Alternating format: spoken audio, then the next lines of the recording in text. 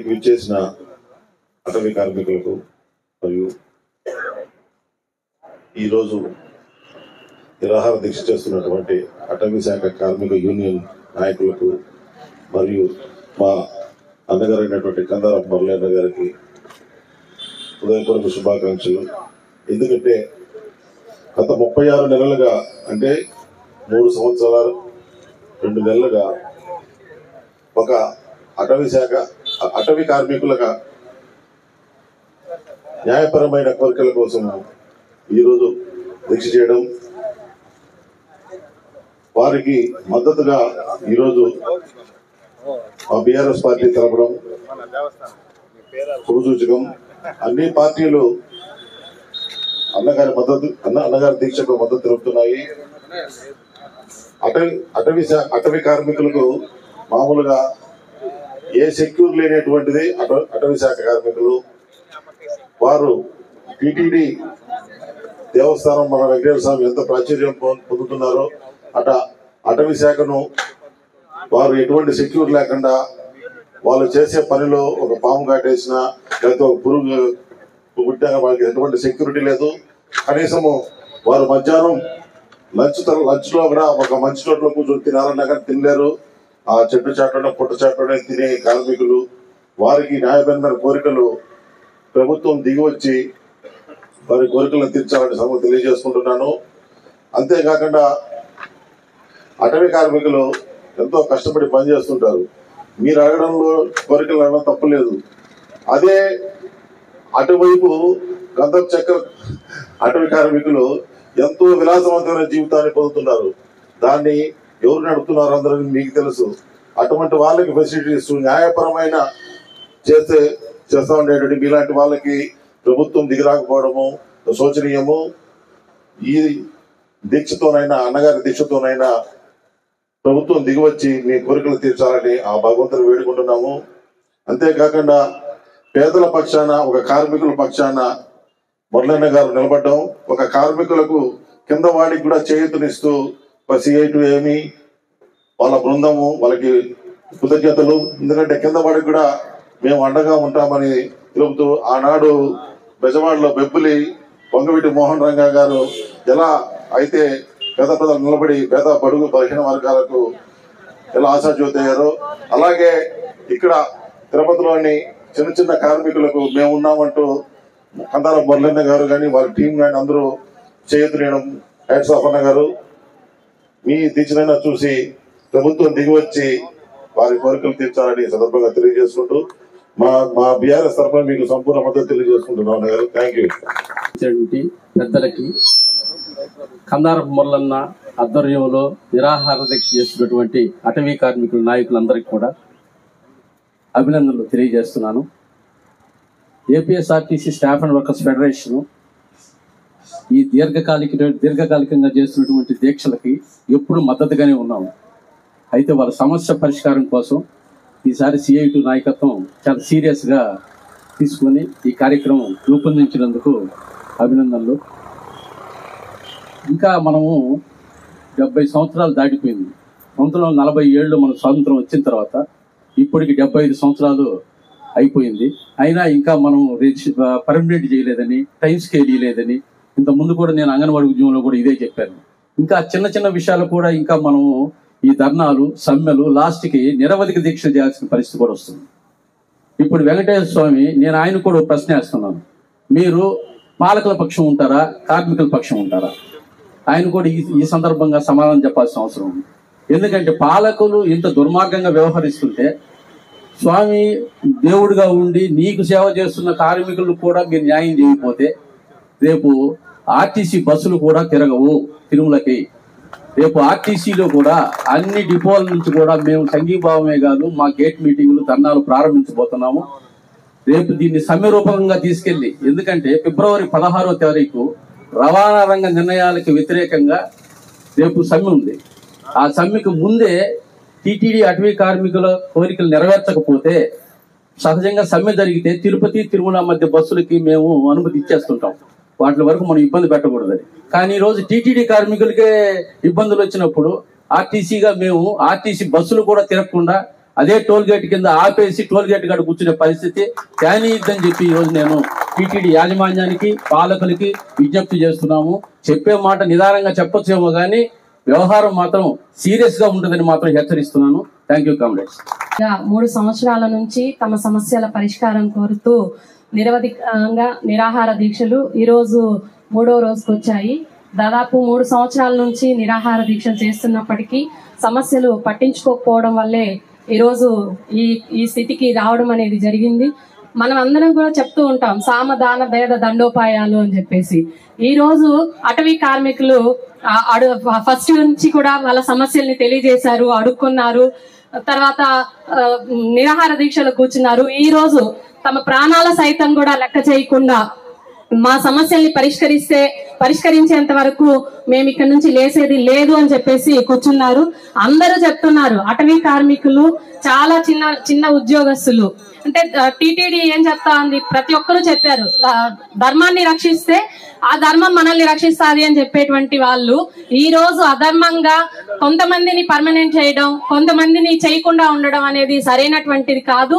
ఈ రోజు ఒక సిఐటియులో ఉన్నటువంటి కారణంగానే ఇక్కడ ఉన్నటువంటి నాయకుల్ని పర్మనెంట్ చేయకుండా చేయడం అనేది ఇది అధర్మం కాదా అని చెప్పేసి ప్రశ్నించాల్సినటువంటి అవసరం ఉంది.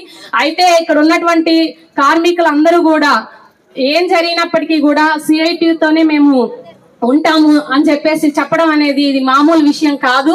ఎందుకంటే బతుకు తెరువు కంటే కూడా మిగతా ముఖ్యం కాదు అనుకునేటువంటి పరిస్థితుల్లో ఈ రోజు సిఐటియునే మాకు ప్రధానమైనటువంటిది, మేము ఇక్కడ ఉంటేనే మేము సాధించుకోగలము అని చెప్పేసి కూర్చోవడం అనేది మామూలుగా ఇది చిన్న విషయం కాదు. కాబట్టి వాళ్ళని మరోసారి అభినందనలు కూడా తెలియజేసుకుంటూ వాళ్ళు ఈ ఏదైతే తమ సమస్యలు అనుకుంటున్నారో ఆ సమస్యలన్నీ పరిష్కారం అయ్యేంత వరకు ఐద్వాగా మేము కూడా వాళ్ళకు అండగా ఉంటామని చెప్పేసి అన్ని విషయాల్లో కూడా ఉంటామని చెప్పేసి మరొకసారి తెలియజేసుకుంటున్నాము.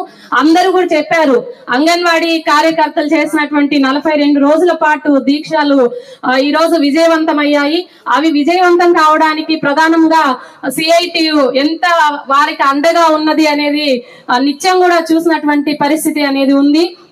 మహిళలు అక్కడ ఉన్నటువంటి వాళ్ళు ఫస్ట్ వాళ్ళని బెదిరించారు, ఉద్యోగాల్లో చేరమని చెప్పారు. చివరికి వాళ్ళ మీద ఎస్మా ప్రయోగించారు. ఆ తర్వాత ఉద్యోగాల నుంచి కూడా తొలగించేస్తామని చెప్పిన అక్కడ వాళ్ళు అసలు భయపడకుండా అక్కడ కూర్చోవడం అనేది మేము దగ్గర నుంచి చూసాం. వాళ్ళు చెప్తున్నది ఏంటంటే మా ఉద్యోగాలు కూడా పోనీ మేము సాధించుకుంటాం అని చెప్పేసి ధైర్యంగా ఉన్నారు. అంటే అది సిఐటియు వాళ్ళకి నేర్పించినటువంటి క్రమశిక్షణే. ఉద్యమంలో ఖచ్చితంగా పోరాటం చేస్తే సాధించుకోవచ్చు అనేటువంటిది అది చరిత్ర చెప్పినటువంటి సత్యం. కాబట్టి ఇక్కడ చేస్తున్నటువంటి పోరాటం కూడా విజయవంతం అవుతుందని చెప్పేసి ఆశిస్తూ మీకు మేము ఐద్వాగా కూడా అండగా ఉంటామని చెప్పేసి తెలియజేసుకుంటూ నాకు ఈ అవకాశం ఇచ్చినందుకు మీ అందరికీ కూడా ధన్యవాదాలు తెలియజేసుకుంటూ మిగతా సంఘ నాయకులందరికీ కృతజ్ఞతలు. ఆల్ ఇండియా లాయర్స్ యూనియన్ తరఫున సంపూర్ణ మద్దతుని ఈ నిరాహార దీక్ష మనం మద్దతు ప్రకటిస్తున్నాము. ప్రధానంగా అన్ని విషయాలు మళ్ళీ రొటీన్గా చెప్పాల్సిన అవసరం లేదు. ఈరోజు అమలు కాని చట్టాలు కోకొలలు ఉన్నాయి. చట్టాన్ని అమలు చేయండి అని చెప్పడం కోసం పోరాటం చేయాల్సి వస్తున్నది. 75 ఏళ్ల స్వాతంత్రంలో వచ్చిన తర్వాత కూడా చేసిన చట్టాన్ని అమలు చేయండి, సుప్రీం కోర్టులు ఇచ్చిన తీర్పులను అమలు చేయండి అని పోరాటం చేయాల్సిన దుస్థితి మనకి ఏర్పడింది. కాబట్టి ఇటువంటి పోరాటాలకి, న్యాయమైన పోరాటాలకి ఆల్ ఇండియా లాయర్స్ యూనియన్ మద్దతు ప్రకటిస్తుంది. అదేవిధంగా ఇప్పుడు కోర్టులో కూడా లాయర్లందరూ కూడా ల్యాండ్ టైటిలింగ్ యాక్ట్ కోసం ఆ చట్టాన్ని రద్దు చేయాలనేసి లేదా మార్పులు చేయాలనేసి రాష్ట్ర వ్యాప్తంగా న్యాయవాదులందరూ కూడా నిరాహార దీక్షలు చేస్తున్నారు. చాలా మంది ఏమంటే ఏముంది న్యాయవాదుల కోసం చేస్తున్నారు అనుకుంటున్నారు. చాలా దుర్మార్గమైన చట్టం అది. మీకు తెలియకుండానే మీ రికార్డు, మీ ఆస్తుల్ని వాళ్ళు మార్చేస్తారు. రికార్డుల్లో మీరు చూసుకోరు. ల్యాండ్ మనకు ఉంది కదా అనుకుంటారు. 2 సంవత్సరాలు పోయిన తర్వాత మీరు కోర్టుకు పోయేదానికి లేదు, యువతికి పోయేదానికి లేదు. అంత దుర్మార్గమైన చట్టం కోసము రాష్ట్ర వ్యాప్తంగా న్యాయవాదులందరూ నిరాహార దీక్ష చేస్తున్నారు. అక్కడ కూడా మురళి గారు వచ్చి మద్దతు తెలియజేసినారు. కాబట్టి సంపూర్ణ న్యాయపరమైన కోరికల కోసం చేసినట్టు ఈ నిరాహార దీక్షకి ఆల్ ఇండియా లాయర్స్ తరఫున మద్దతు ప్రకటిస్తున్నాం.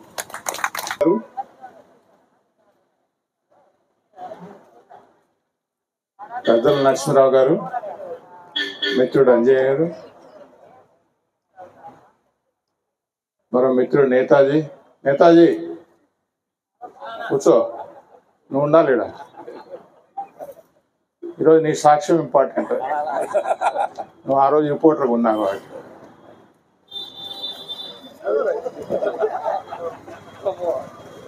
ఇక్కడ ఈ మురళి నాకు ఎట్లా తగులుకున్నాడో తెలియదు, కానీ ఈ మురళి స్నేహితము నాకు వ్యసనం అయిపోయింది. నేను బోర్డు మెంబర్గా 2007 సంవత్సరంలో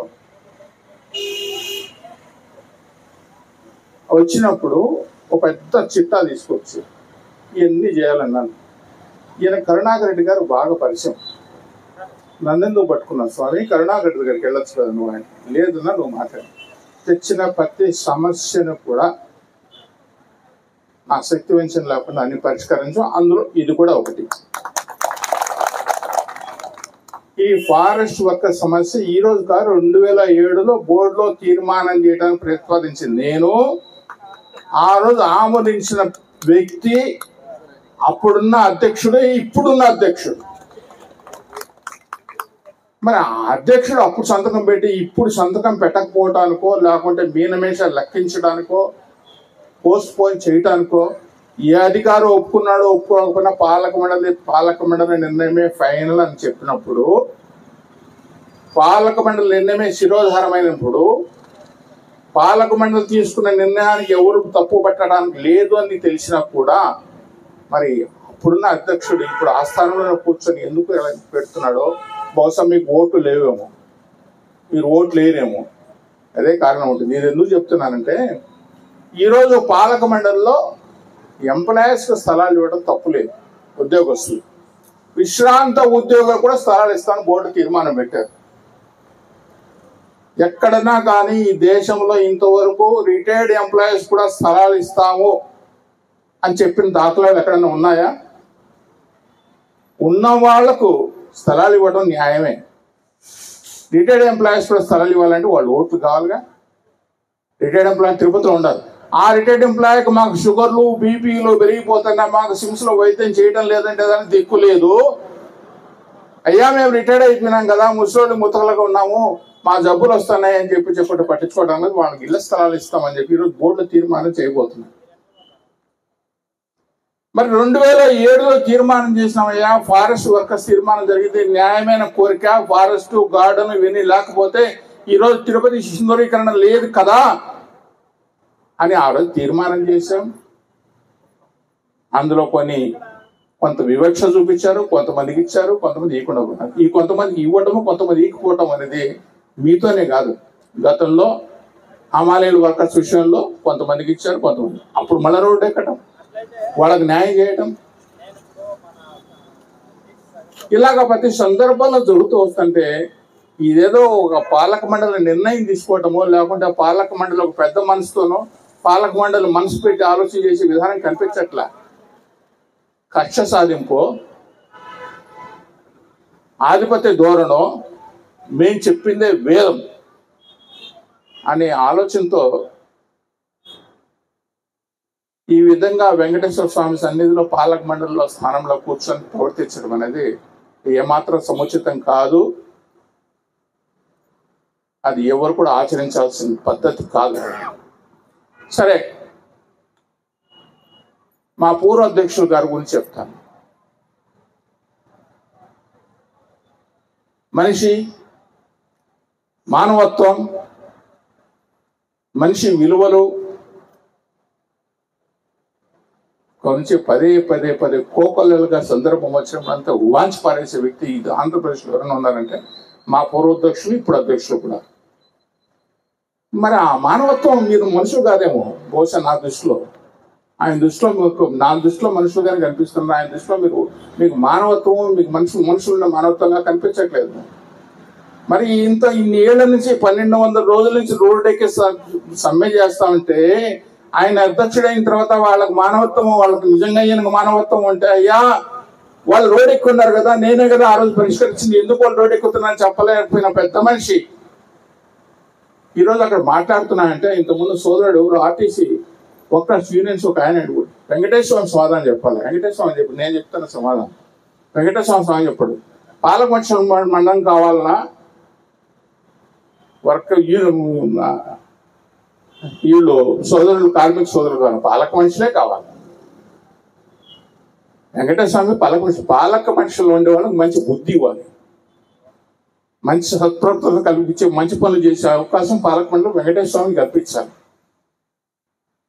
పాలక మండలే లేకపోతే కార్మికులకు ఏం జరగదు కదా, కార్మికులు న్యాయం జరగదు కదా. న్యాయం చేసే మంచి బుద్ధి పాలక మండలికి వెంకటేశ్వర స్వామి ప్రసాదించాలి. మరి అది లేనప్పుడు ఏం చేస్తాం? ఈ విధంగా ప్రవర్తించే 1200 రోజుల నుంచి చేసి ఒక స్నేహితుడు మురళి ఈ స్థాయిలో నేను చూస్తానని చెప్పి నాకు కళ్ళు ఊహించుకోవాలి. ఆయన అమర నిరాక్ష చేసి వస్తానని అడిగిన బీపీ ఎంత ఉంది, షుగర్ ఎంత ఉందండి. 2006 సంవత్సరం నేను పాలక మండలి అయితే 2008 నుంచి అప్పటి నుంచి పోరాటాలు. అన్నమయ్య కళాకారులతో ఒక పోరాటం, డిపిపి వర్కర్స్ ఒక పోరాటం, మీ ఫారెస్ట్ వర్కర్స్ ఒక పోరాటం, అన్నదాని క్యాంటీన్స్ పోరాటం. చివరికి నన్ను తీసుకొచ్చి సాయంత్రం 6 గంటల కారు ఎక్కించుకో మీ క్వార్టర్స్ కూడా తీసుకెళ్ళాడు. అన్నయ్యల సమస్యలు చూడండి, చేసిన ప్రతి సమస్యకు మా శక్తి వంచన లేకుండా పనులు చేశాను. ఆ విధంగా చేసిన వ్యక్తి ఈరోజు పడుకొని అమర నిరాహార దీక్ష స్థాయికి దిగి వచ్చాడంటే మీ పైన ఉన్న ఆయనకున్న అంకిత భావం, చిత్తశుద్ధి నేనైతే ఇంకెవరిని చూడలేదు. ధార్మిక సంస్థలో పనిచేసిన ఆ పొద్దు నేను ఎంత గర్వంగా ఫీల్ అవుతున్నాను. ఈరోజు ఒక రకంగా కించిత్తు బాధపడుతున్నాను. పాలక మండలిలో నేను 115 మందిలో నేను ఒక్క సభ్యుడిని అనుకొని ఆ విధంగా చేయగలిగినప్పుడు ఒక అధ్యక్ష స్థానంలో కూర్చున్నాడు ఎన్ని చేయొచ్చు, ఎన్ని చేశారు. జమ్మూ కాశ్మీర్లో పోయి మనం 100 కోట్లు పెట్టి గుడి కడతాం, ఆ నుంచి తిరుమలకు వచ్చేవాళ్ళు 0.1% కూడా ఉండరు. అంటే 100 మందిలో ఒకడు కూడా వచ్చిన సందర్భం ఇంతవరకు లేదు. కురుక్షేత్రంలో పోయి గుడి కడతాం, ఆ నుంచి కూడా తిరుపతికి వచ్చి ₹1 ఉండి లేచినట్టు కూడా లేడు. 100 కోట్లు ఖర్చు పెడతాం. మరి ఫారెస్ట్ వర్కర్స్ తో వాళ్ళకి ఏదైనా న్యాయమైన కోరికలు తీర్చండి అంటే మనం వాటికి మనకి మాట్లాడి వివక్ష చూపిస్తుంటారు. వివక్ష ఎన్ని రకాల వివక్ష, కులం ఉంటుంది, సిఐటి ఉంటుంది, లేకపోతే ఇంకోటి. వాళ్ళ సమస్య పరిష్కారం చేయడానికి పిలిచి మాట్లాడి న్యాయం ఎంతవరకు ఉంది, ఏవి చేయొచ్చు, ఏవి చేయకూడదు, చేయలేని వాటి ఎట్ట విధంగా తీసుకురావచ్చు అనేది ఆలోచన చేయకుండా ఈరోజు దుర్మార్గంగా వాళ్ళని తీసుకొచ్చి రోడ్డు పైన కూర్చోబెట్టి చేస్తే ఇంకా ఎన్నాళ్ళు ఉంది. 2006 నుంచి నేను చూస్తున్నానంటే ఇదే సమస్యల గురించి మాట్లాడుతూనే ఉంటే సమస్య పరిష్కారం లేదా? ప్రపంచంలో ఎన్నో సమస్యలు పరిష్కారం అవుతున్నాయి, కానీ తిరుమల తిరుపతి దేవస్థానంలో పనిచేసి మీ కార్మిక సమస్యలు ఎందుకు పెండింగ్ ఉన్నాయో నాకు అర్థం కావట్లేదు. అంటే మూలం ఎక్కడుంది? మూలం పాలక మండలి స్థానంలో కూర్చున్న కొంతమంది పెత్తందారులు అనాలనో, ఆధిపత్య ధోరణి అనాలనో, అహంభావులు అనాలనో, మిడిసిపాటు అనాలనో, మదమెక్కితో మాట్లాడుతున్నారని చెప్పాలనో, ఇంకంతకంటే నేను ఎక్కువ పదాలు వాడలేను. ఈ విధంగా ప్రవర్తించడం చాలా దుర్మార్గమైన విషయం. న్యాయమైన డిమాండ్లు, తీర్మానించబడ్డ మీ డిమాండ్లు, ఆమోదించబడ్డ మీ తీర్మానాలను కూడా పెండింగ్ లో పెట్టి ఈరోజు మిమ్మల్ని రోడ్డుపై గీడ్చి అమర నిరాక్ష స్థాయికి మీ నాయకుడు తీసుకొచ్చే పరిస్థితి కల్పిస్తే ఇంకా మిగతా వర్గానికి న్యాయం ఎక్కడ జరుగుతుంది?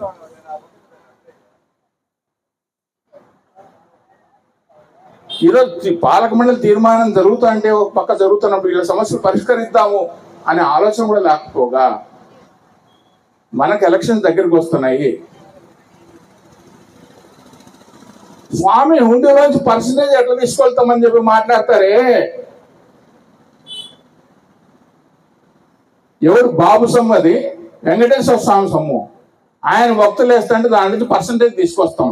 మూడు మాట్లాడితే 5% ఇస్తే తప్పే ఉంది, 10% ఇస్తే తప్పే ఉంది. ఇక్కడ కార్మికులు రోడ్డు ఎక్కుతున్నారు, వాళ్ళు బతుకులు బలాలు పడుతున్నాయి, వాళ్ళ గురించి మాట్లాడతామని దిక్కు మొక్కు లేనివాడు మాట్లాడేవాడు మాట్లాడే ఎందుకు మాట్లాడరు?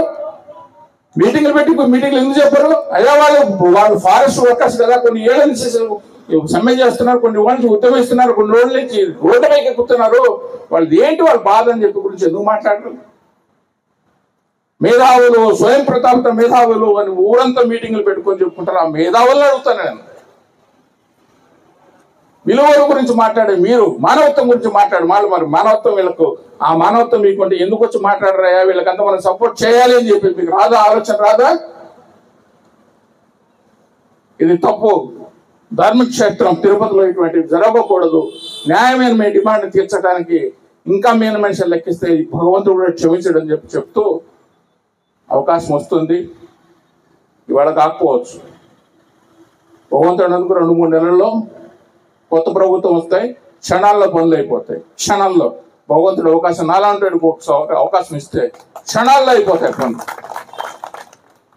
రోజులు కాదు. ఒక్క రోజులో పరిష్కరించాం. ఏ విధంగా పరిష్కరించాం మురళికి తెలుసు. కాబట్టి ఆవేదన ఉంటుంది, మీకు ఆవేదన ఉంటుంది, బాధ ఉంటాయి. తప్పదు, కొద్ది రోజులు భరిద్దాం, అన్ని మంచి దొరుకుతుందని చెప్పి ఆశిస్తూ మీకు అందరికీ మా శుభం జరగాలని కోరుకుంటూ మిత్రుడు మురళికి ఆయన ఆరోగ్యం జాగ్రత్తగా ఉండాలని భగవంతుడు కోరుకుంటూ సభాధ్యక్షులు పెద్దలు జి బాలసుబ్రహ్మణ్యం గారికి ఈ రోజున తన ప్రాణం కూడా లెక్క చేయక నిరవధిక దీక్షలో కూర్చున్నటువంటి సిఐటియు జిల్లా ప్రధాన కార్యదర్శి, అదేవిధంగా ఫారెస్ట్ వర్కర్స్ యూనియన్ గౌరవ అధ్యక్షులు కందార్ మురళి గారికి, ఈ వేదికలో ఉన్నటువంటి నిరవధిక దీక్షలో పాల్గొన్నటువంటి సంఘ నాయకులకు, ఇక్కడికి మద్దతు ఇవ్వడానికి ఇచ్చేసినటువంటి వివిధ రాజకీయ పార్టీల నాయకులకు, వివిధ సంఘాల నాయకులకు, ఇక్కడికి ఇచ్చేసినటువంటి కార్మిక సోదర సోదరులకు అందరికీ నమస్కారం. మిత్రులారా, ఒక్కసారి మనం గతాన్ని గురించి కూడా మనం స్మరించుకోవాలి. ఎందుకంటే గతం అనేటువంటిది మనకు ఒక గురువు లాంటిది. ఈ రోజున తిరుమల తిరుపతి దేవస్థానంలో ఉన్నటువంటి ధర్మకర్తల మండలి కానీ, అదేవిధంగా టీటీడీ యాజమాన్యం కానీ, ఈరోజు రాష్ట్రంలో ఉన్నటువంటి పరిపాలకులు కానీ ఎటువంటి పరిస్థితుల్లో ఎటువంటి ఆలోచనలతో ఇక్కడ వ్యవహరిస్తున్నారో మనకంతా తెలుసు. 1160 రోజులు ఈరోజు నిరాహార దీక్ష చేస్తుంటే కనీసం నాయకుల్ని పిలిపించి కూర్చొని మాట్లాడి చర్చించేటువంటి తీరిక కూడా వాళ్ళకి లేదంటే ఎటువంటి ఆలోచన పరులో ఒకసారి మనం ఆలోచించుకోవాలి. మిత్రులారా, ఒక 3 రోజులకు ముందే మనం 75వ గణతంత్ర దినోత్సవాన్ని అతి గంభీరంగా జరిపించుకున్నాం. మీకు తెలుసు, డాక్టర్ అంబేద్కర్ గారు మనకు రాజ్యాంగాన్ని రూపొందించే రోజుకే కార్మిక వర్గానికి ఎటువంటి హక్కులు కలిగి ఉండాలి అనేటువంటి దిశానిర్దేశం చేసి అనేక చట్టాలు అనేటువంటిది రూపొందించారు. ఆ చట్టాల ద్వారానే కార్మికులకి కానీ ఉద్యోగులకు కానీ అనేక సౌకర్యాలు మనకు సమకూరింది. అయితే ఈ రోజు ఉన్నటువంటి పాలకులు రాజ్యాంగం అంటే గౌరవం లేదు, చట్టాలంటే గౌరవం లేదు, కోర్టు తీర్పులంటే గౌరవం లేదు. చట్టాలు కానీ, రాజ్యాంగాన్ని కానీ, కోర్టు తీర్పులు కానీ గౌరవించకుండా, లెక్క చేయకుండా వాళ్ళు ఏదనుకుంటే అదే చట్టం అనేటువంటి పద్ధతుల్లో ఈ రోజు పాలకులు వ్యవహరిస్తున్నారు. మనం 361 మంది ఒకే కుటుంబంగా టీటీడీ ఫారెస్ట్ లో మనం ఉంటే మన వాళ్ళని 2 భాగాలుగా చీల్చడానికి వాళ్ళకి ఎత్తుగడేసి 122 మందికి మాత్రం పర్మనెంట్ చేయడం జరిగింది. ఒక విషయాన్ని నేను ఈ సందర్భంగా శివిరెడ్డి భాస్కర్ రెడ్డికి నేను చెప్తున్నాను. మీరు అనుకుంటున్నారు ఈ 161 మంది మీకేమైనా ఈ రోజు రేపు రాబోయేటువంటి ఎన్నికల్లో మీకు ఓట్లు వేస్తారని. నాకు తెలుసు, చాలా మంది నాతో మాట్లాడినారు.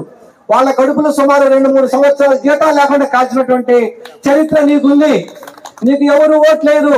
నీ కమ్యూనిటీకి సంబంధించినటువంటి వాళ్ళు ఒక 5-10 మంది తప్ప నీకు ఓట్లు వేసేటువంటి పరిస్థితే లేదు. నువ్వు అనుకుంటున్నావు నేను పర్మనెంట్ చేసేసిన వాళ్ళని, వాళ్ళకి నా మీద సానుభూతి ఉంది, ఇంకా నేనంటే వాళ్ళు ప్రాణాలు వదులుతారని చెప్పి. ఏమీ లేదు.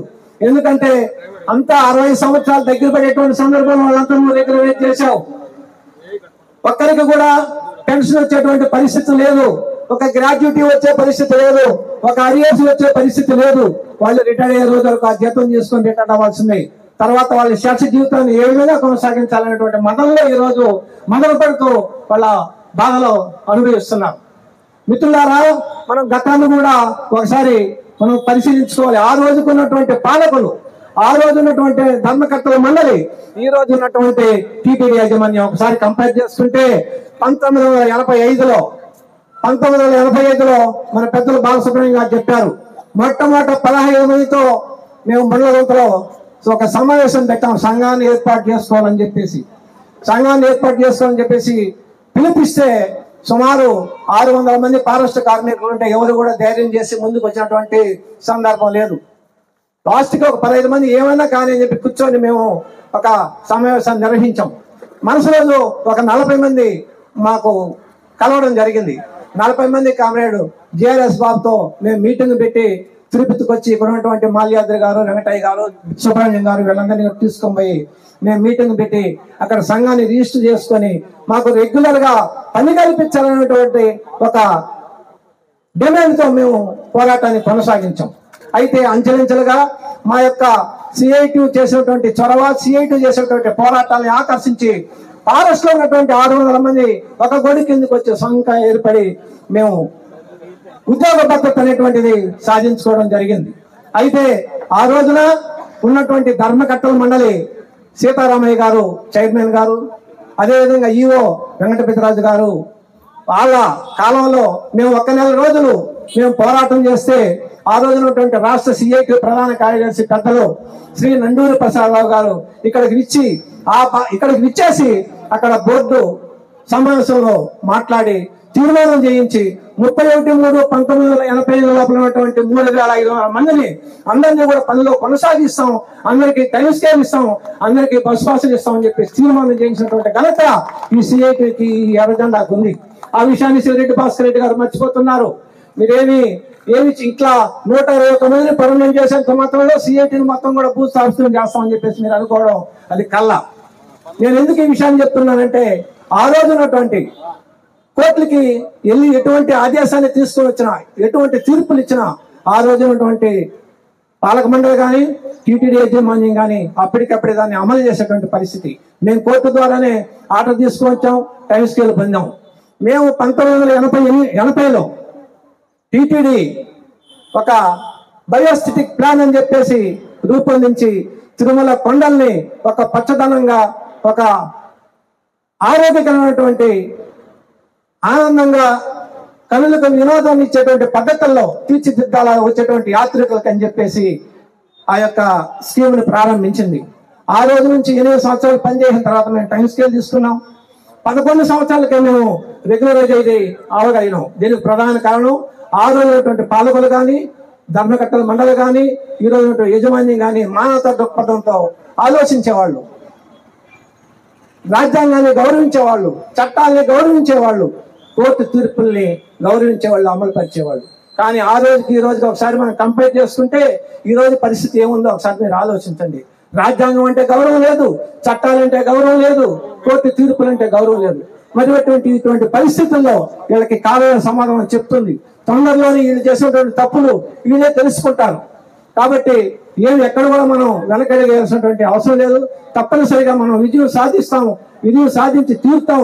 ఎందుకంటే మన న్యాయమైన కోరిక, రాజ్యాంగబద్ధంగా మనం న్యాయమైంది, చట్టపరంగా న్యాయమైంది కాబట్టి కోర్టులు కూడా మనకు అనుకూలంగా తీర్పులు ఇస్తా ఉంది.